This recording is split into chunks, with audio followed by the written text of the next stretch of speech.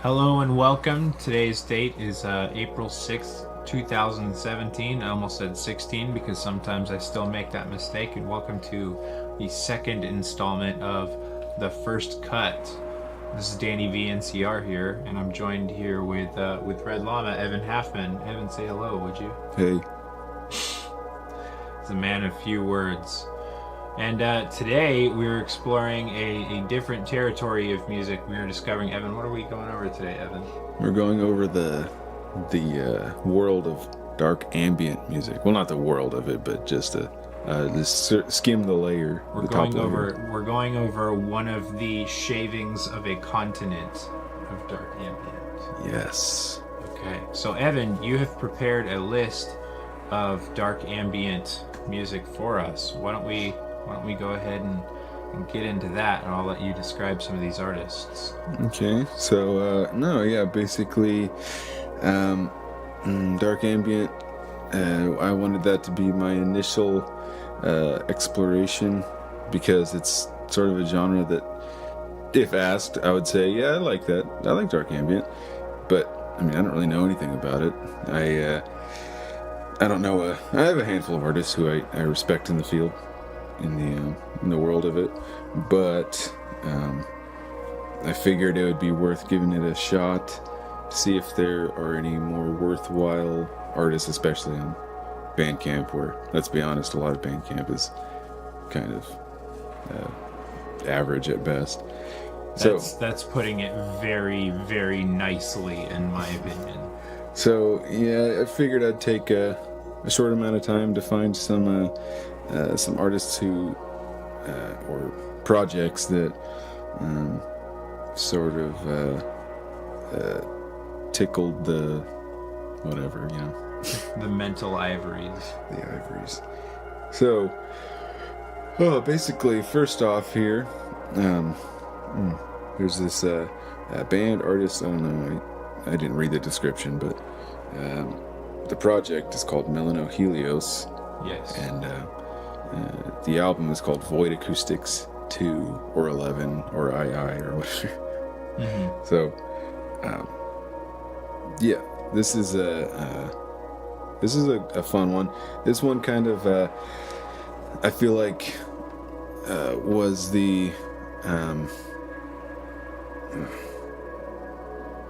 I guess sort of a nice entry into dark ambient. It's sort of an epitome. It's not really innovating. It's not actually innovating like really at all with the term or the ideas. But I actually was surprised by this one. I did like it. I made some notes on what I liked about it. So, I mean, I like, when it comes to dark ambient, I like for these projects to play around with atonality and non-melodicism and minimalism and,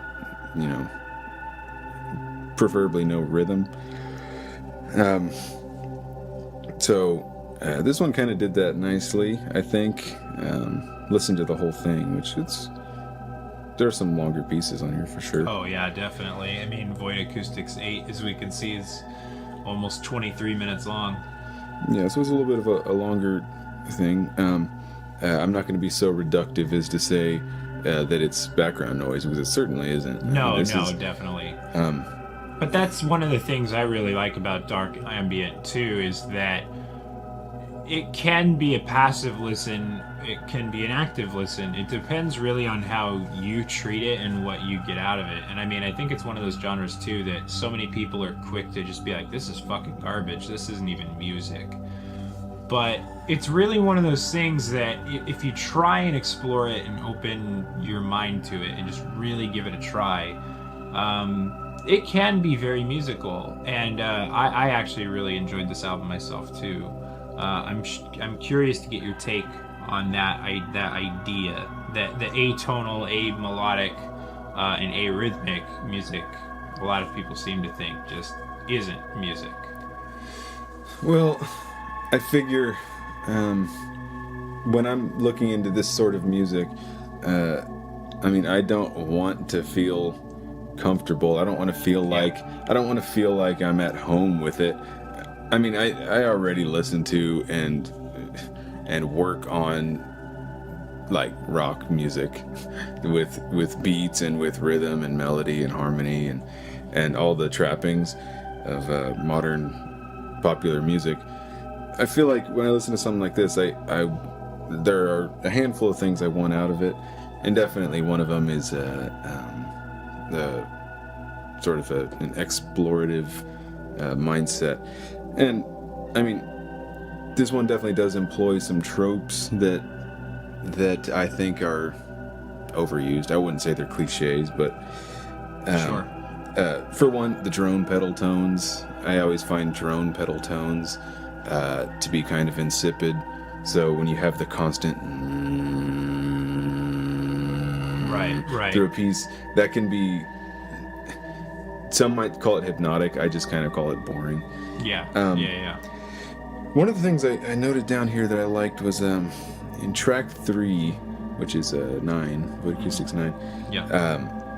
There was like this interesting sort of spoken word part, but it's like a sample. It sounded like a sample of something old, and I found that really interesting. I like when dark ambient could sort of be married with found sounds and field recordings and Sure. and sort of sound collage, and that's always interesting to me. I guess my real beef is with any dark ambient that is purely glacial or droning. With me, I'm a big fan of. I mean, I like classical music. I like, or at least music that's inspired by classical music that has movements and can shift very comfortably from one thing to another without, having to take 20 minutes to do it. Right. My big thing I'll say firstly, to your point, you said you like those little idiosyncratic things of classical influence and the sampling and whatnot. I'm reminded a lot of our mutual friend Obsidian Needle, who actually creates a lot of his drones. I mean, he uses synths a lot, but he also uses his natural voice a lot. Obsidian Needle is also on Bandcamp too. I'll leave a link in the description for him as well, but we won't be reviewing him today because I think that's a little biased and unfair. But he uses his voice a lot, and it's actually very fascinating to see him do what he does. I was lucky enough to have him on my other show, the Green Room Tapes, which you were not there for in this case. And got to see him do it live, which was really, really cool, really special. But the other thing I was going to say too was in the idea of when you said there's just kind of that drumming, or not drumming, droning, humming kind of thing, it's boring. To me, I think that's kind of the big thing that I would say it's lulling to me.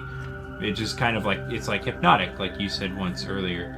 And that to me is the big decident difference between dark ambience and ambience, is that ambience is lulling. It's supposed to give that security, that peaceful wash over feeling. Dark ambience, not so much. Like you said, dark ambience should make you feel uncomfortable. It's about being in a weird space. I want to feel like when I listen to, and this is going to be corny, but I mean, I feel like when I listen to a good dark ambient piece, I want to feel like I'm in, I don't know, Iceland or something, and it's dark out, the sun is just about to go under the horizon. I can't see but 20 feet ahead of me, and I hear wolves growling in the distance. Yeah. I want to see glowing eyes, and I want that feeling of almost fear. Oh, definitely fear. So yeah, that's sort of my picture. My picture, to me, listening to dark ambience just always feels like I'm staring into the void. It's just completely dark and abysmal and unknown. I guess, and you're not really supposed to kind of understand what it is that's going on or what's listening to. And yeah, sometimes it does create fear reactions. And I think that's great. I mean, I let's play horror games, so I'm very used to putting myself into fear for the reaction and for the experience of it. So the idea of listening to something that also creates sometimes that sense of terror, balanced with a sense of lulling and spatiality, I think is ecstatic. Before we get a little too far gone, let's wrap up on Melanohelio's final thoughts, and then we'll get on to our next artist. Evan, final thoughts and the score you would give for Melanohelios. We're going to do a 1 out of 10. But let's say 1 this. to 10? Yeah, sorry. between 1 and 10. But we'll do that specifically in relation to the genre. Yeah. Typically, yeah. So when I think of dark ambient, I guess I think of like raison d'être. Excuse my French. Pardon my literal French.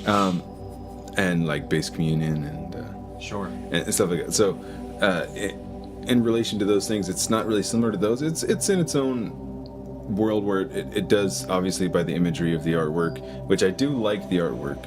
I like how minimalist it is. I like the minimalist artwork. I like the fact that if you look closely, you can tell it's actually like a print or a scan of like an actual, as far as I can tell, of like an actual piece of film or something. Yeah, I mean, you can see the film grain on the very left. I like that kind of grimy look to it. I actually do like the logo. I do too. It's kind of corny, but it's kind of black metal. Yeah, it has a black metal look to it. So with that aesthetic put together and like the way this kind of flows through, I hadn't thought about giving this a score before. So I know. In relation to its own genre and its faithfulness to dark ambience, give it an 8 out of 10. I would probably give it, me personally, like a 6 or a 7. I'm gonna go with a 6.5, and the reason I say that is not that I don't like it. I mean, I enjoyed it quite a bit actually, but it's kind of like you said, it didn't bring anything really like nuanced or severely different to me. It just kind of feels like it's a little better than it just falls into place. Mm-hmm. But to me, it just kind of like it is that epitome of dark ambient to me. When I listen to it, I'm gonna just go, yep, this is dark ambient, not like, whoa, who is this? And that's kind of my big thing, I guess. So it's very good, but it feels kind of I don't want to say standard. That sounds so mean.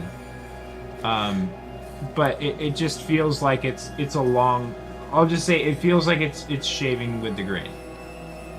Yeah, the themes of the void and space and cosmic, the cosmos, like those themes are kind of worn down a little for me. So I agree. So that's why I guess it doesn't get a higher score, but okay. Yeah, that's everything for me. Yes. Okay. So let's go on to the next one, shall we? The next one, Evan and I listened to. Wow, this whole album is only $4. That's great. Anyways, this next one Evan and I listened to was The Grey Ghost by Auberge. I'm gonna let him describe the artist itself. Well, no, I mean, I was just gonna say, like, this one definitely gets I mean, I know I should save my score to the end, but this one definitely a 10 out of 10.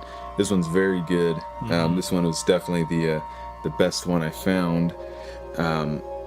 So I mean, it's hard to even know where to start with this one. How much I like it. For one, as I just look at the album cover, the aesthetic is great. Mm-hmm. The aesthetic is great. I strongly agree.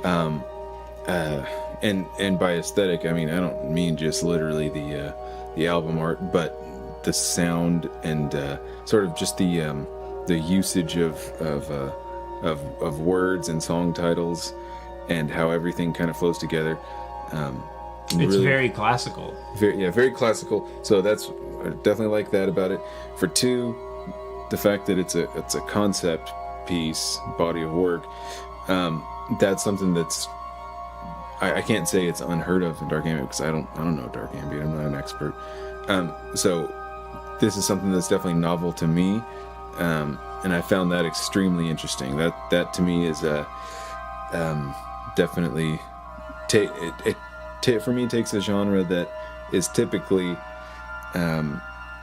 more concerned with wordlessness and just concerned with the void, and just there's no story or theme or anything attached to this. It's just it's just music. But what I like I like that this. Yeah, go ahead. Well, yeah, I like that this has an idea, has a concept that it sticks to. So it's more like an actual. It's more like a record. I mean. Yeah, no, absolutely, and that's actually what I was going to say that I really enjoyed about it myself, was that it does feel, so to me it almost feels like when you're listening to dark ambience as a whole, it almost feels like there's somewhat of an active effort to make music but not relate to it. So to make music that cannot be relatable, which is a very hard thing to, I would say, not only to have musically, but to do musically, because you have to really feel the feelings and know the words that you're going to say, that you're putting into music, proverbially, of course, at least in this case. So it's very strange for me to empathize with someone making music that is not meant to be empathized.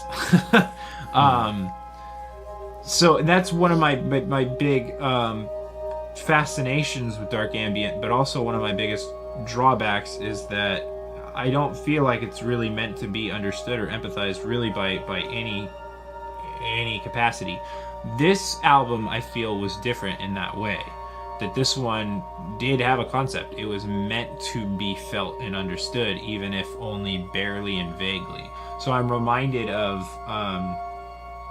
course I can't think of any authors off the top of my head, but the, real writers' use of creating extremely vague imagery that you are then left to put together yourself. So this feels like it has a base for the imagination, whereas I think dark ambience typically is meant to not have anything to hold on to. This has enough that you can kind of create imagery in your own mind, and I think that's really special, actually. Yeah. I mean, I think it should definitely be mentioned about this, since obviously we're not going to be playing any clips, which is kind of a bummer. But I strongly recommend listening to this one if you have any even slight curiosities about dark ambience. That's the thing with this. It's not a phenomenal example of what dark ambience is. That's what I was going to say. I was going to say. But it's tough so that good. We can't put clips in, but I think the biggest point to be made here is that this is definitely not traditional dark ambient. I mean, this is you could almost argue that it's not really dark ambient. I still think it is dark ambient because it has the tropes. I think it has the criteria, but it plays with sampling, and what it's sampling is it has like these old big band tunes and like gypsy jazz, oceanic noisescapes and stuff. Definitely, it has sort of a cold like sampling vibe, the same way that like vaporwave or something would sample a lot of just distant music that feels really detached and adds. There's a lot of record static and tape hiss and stuff like that, and like effects that create a pretty gnarly atmosphere that I was definitely a huge fan of. Yeah, it is super good. I loved the little, I don't know if it was intentional, but the little subtle vaporwave like foreshadowing of like, we're definitely going to be covering vaporwave sometime in the not in the near future necessarily, but sometime in the future for sure, because I know you have some very strong opinions on vaporwave, and we don't need to get into that now, but wink wink, it'll be there in the future.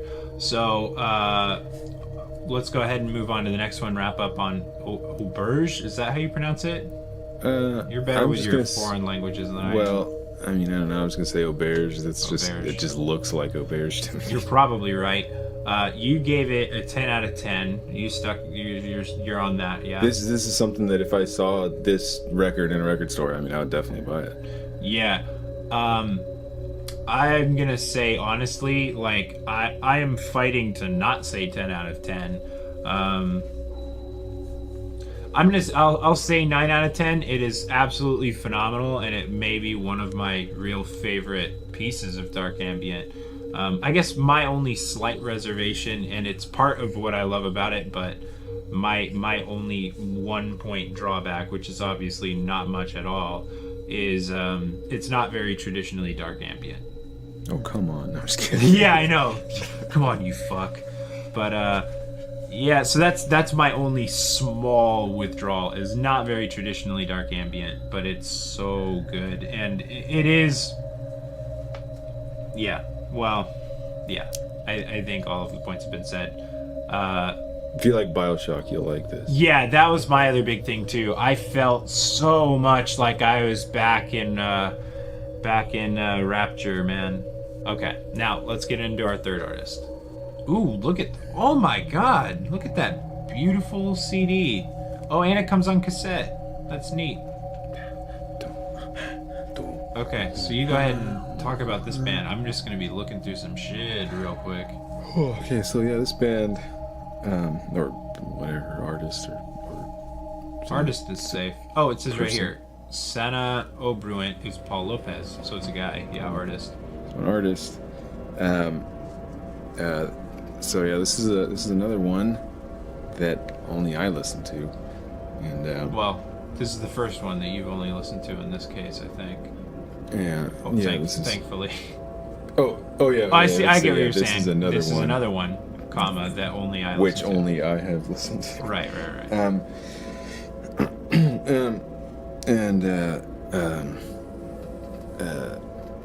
Yeah, I mean, I actually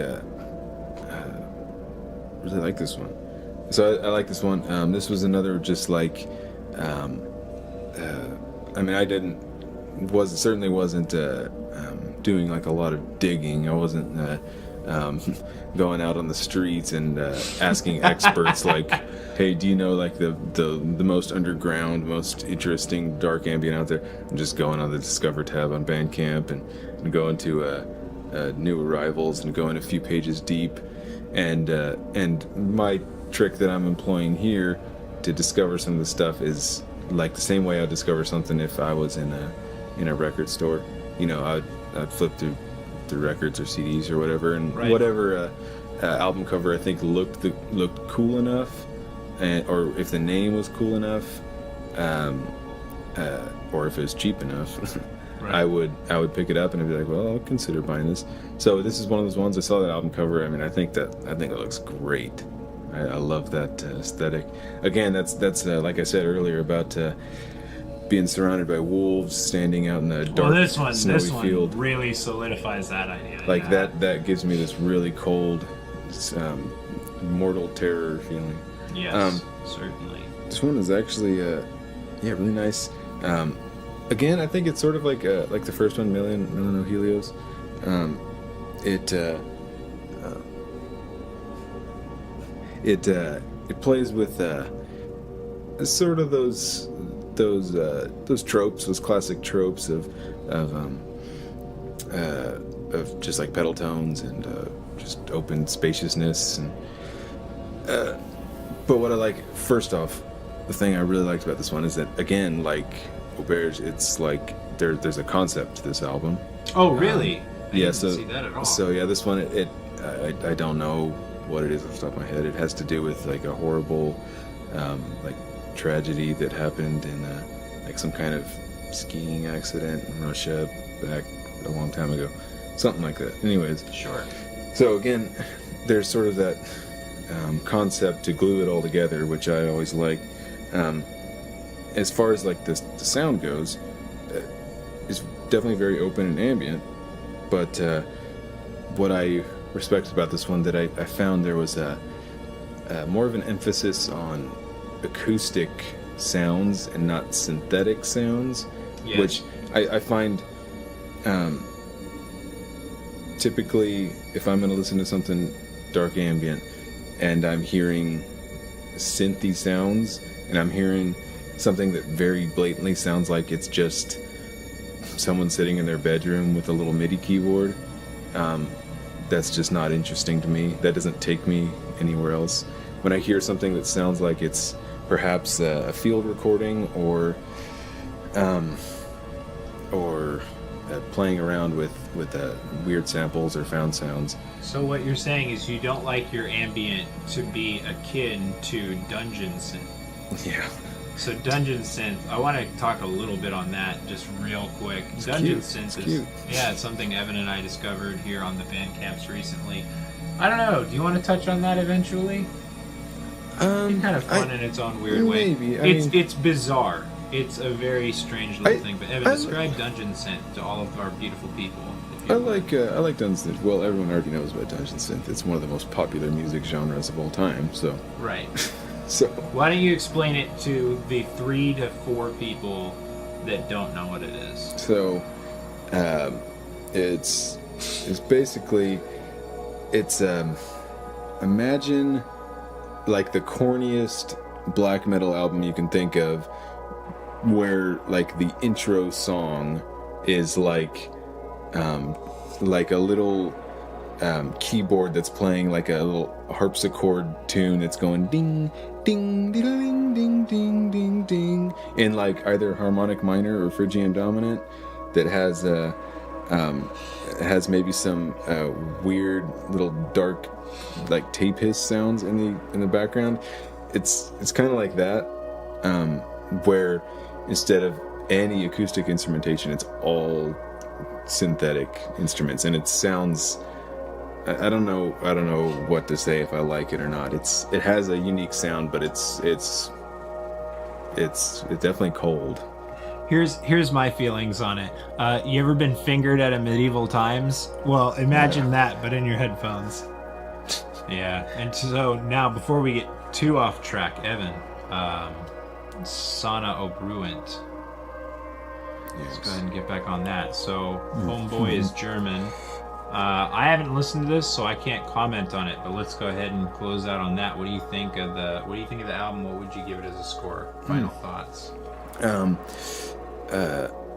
Well, I'm already sort of, from what I've picked, seem like the Paula Abdul of scoring. So I'm just gonna honestly continue with that theme, and I'm just gonna give it another high score. I'm gonna give it like a 9 or something. Damn, son. Well, no, I'll give it an 8. I'll give it an 8. So that's equivocal to the first one. Yeah. I know well enough too to know that if you saw this shit on vinyl at Everyday Music in Bellingham, shout out to Everyday Music in Bellingham, this would give you an instant brainer. It would give you one of those uncomfortable, like you gotta take your sweatshirt off and put it over your front hangings. Of course. Kind of brainer. Sorry, that of course thing kills me every time. So no, it's good. I'll give more of a shout out to Avalon here, because I feel like I'd see this more likely see this in Avalon. That's a good point. Because they have a pretty nice little, but so nice. Go to Avalon Records in Bellingham, Washington. They're really fucking great, and we love those guys. Actually, yeah. Advice: going to Avalon, walk into the front door and go to the left, because to the right is just all the smoke stuff. Unless you want a nice bong.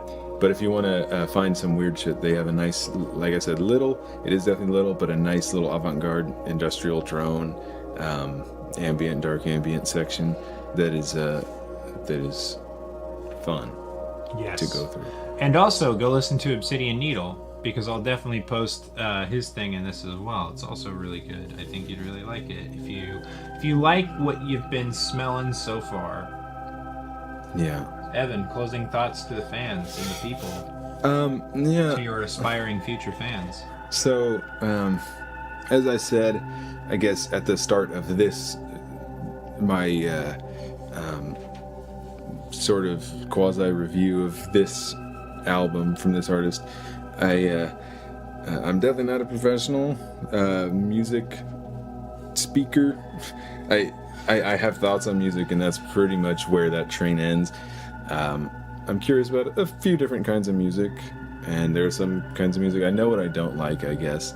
But dark ambient is one of those kinds that I'm just so torn. I like some of it. I really dislike a lot of it.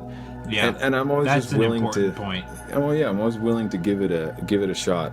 So it's always, if I have a couple hours free one afternoon and I have nothing else to do, I'll go try to find some interesting dark ambient. That's my big thing I'll say with dark ambient is it's one of those things that literally anyone can make, but very few can make it well.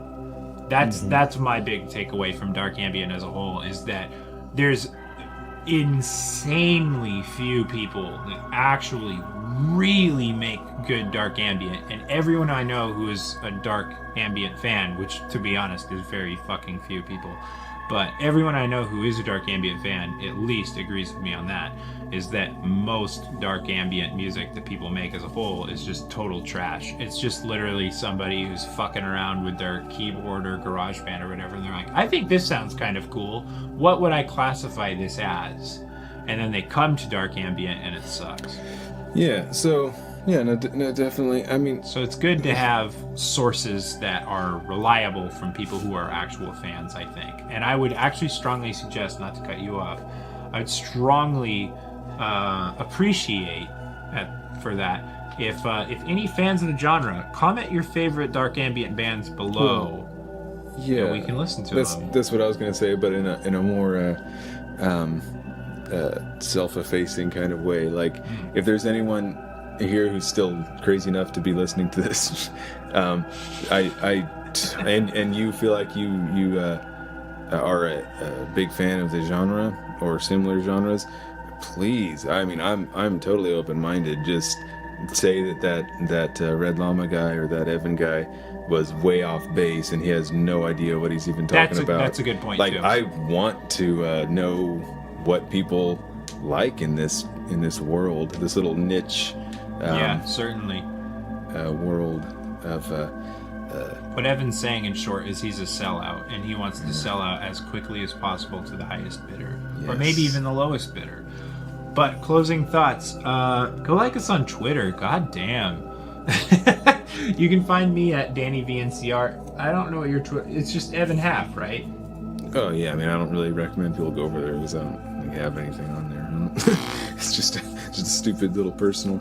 I probably have like 10 tweets over the course of 5 years. So. Yeah, but at the same time, I feel like you'll probably make a Red Llama one eventually. Well, yeah, I'll probably make a Red Llama one, but I would say go to my personal one. I have to say, though, definitely go to his personal one, if for the very least to see that grisly profile picture. Oh, it's very old. You had like a fucking half a foot long beard. It was crazy. I'm pretty proud of it, but it's a great picture. It'd make a phenomenal album cover. And it makes me look like, well, it makes you look like fucking Charles Manson is what it makes you look like. It makes me look like I'm definitely like some kind of black metal godfather or something. For real. So I'm still gonna leave that goddamn Twitter handle. When you come up with a Red Llama one, I'll change it. Yes. But of course, thanks for watching, guys. Don't forget to like, comment, and subscribe if you haven't already. And follow us on the Twitters. And go listen to these fucking bands. They're really good. And buy that last band's out. Buy all of their albums. But that last band specifically, I mean, it was $4 fucking. Come on. It's cheap. It's good. I'm going to buy it. Evan, do you have closing thoughts? I'd love you. Good night, everyone. If you're drinking, drive home safe. Sober up first. And don't smoke meth.